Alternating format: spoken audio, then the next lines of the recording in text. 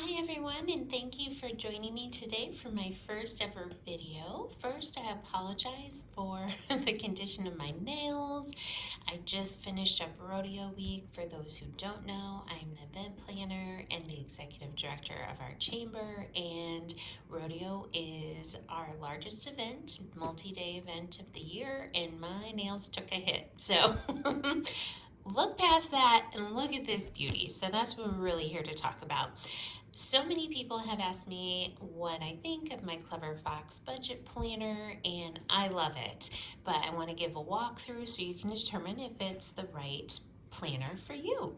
So I ordered in this beautiful blush pink, perhaps champagne pink tone. I think it's gorgeous, and the texture is really smooth. So if that's something that is important to you, I think you'll really enjoy that.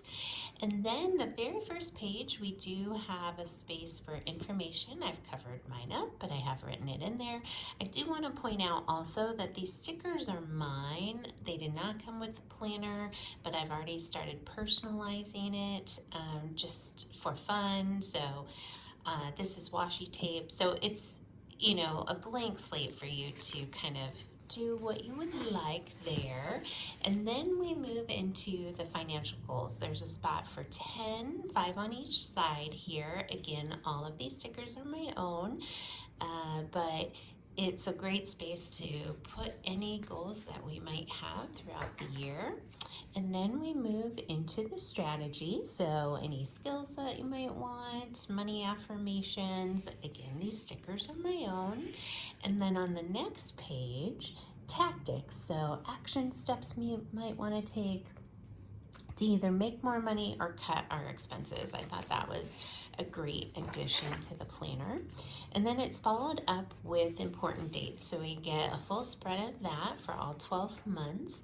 And I will probably use this honestly for birthdays, holidays, things like that. But I imagine some people will really like to use it for important bills or payoff dates, things like that. It's however you would like to use it. And then we go into our first true month and year spread. So I'm starting this in June. I love that they're undated because you can start any month you'd like. And it has a spot for goals and a checklist.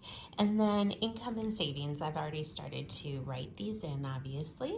And then your small month at a glance down here. I'm using mine for events to kind of keep me on track, but I can imagine some people will use this for their bills due throughout the month. And then on this side, we have the budget. So this is really for me the most fun, I guess, of a budget planner is writing down all of the things that I know I want in my budget and totaling it, and then at the end of the month seeing how I did.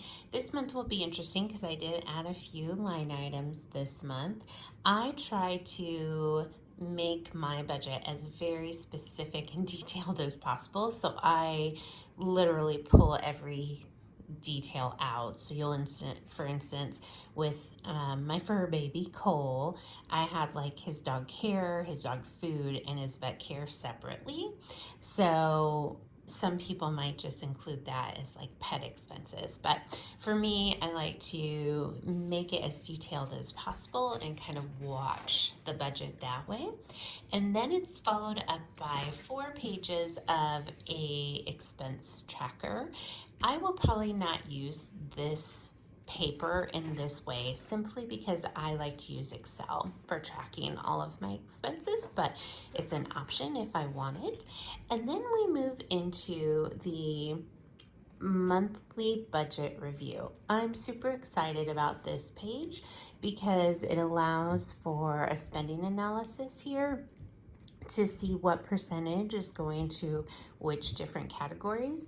I could certainly change these if I wanted to, which I might end up doing just to fit it a little bit more to my need. But then I really appreciated they had some reflective questions here too for end of month.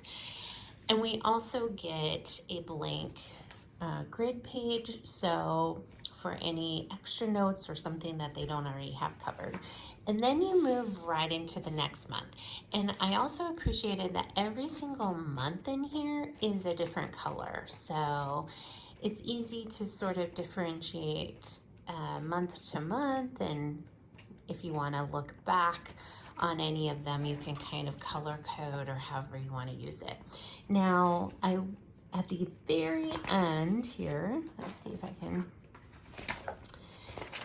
we do have a savings tracker. We get 2 pages of that, so a full spread here.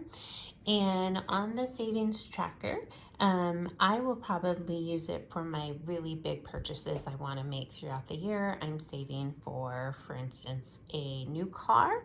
So I will put that there and then track when I'm depositing into that savings account and see at the end of the year which months I'm able to make the biggest difference on those different savings goals. And then so you have, let's see, 4 pages of those, and then we go into a debt tracker. And I will definitely use this trying to move on some of my debts, and we get, I believe, six pages of a debt tracker. And so really trying to watch how you're making an impact there. And then some of the final pages, we have a holiday budget. So if you like to budget either for food, costumes, gifts, whatever it might be, these are great options for tracking all of that. And then you have a full page to do the specific spending that you did for the holiday. And then you have a bill tracker. So if you wanted to track all of the bills and what months payments were made on, you get 2 sheets of that. And you also get a sheet to do the summary of the year and your monthly expense summary. So you get a full spread of that. So enough for all 12 months to track all of that information.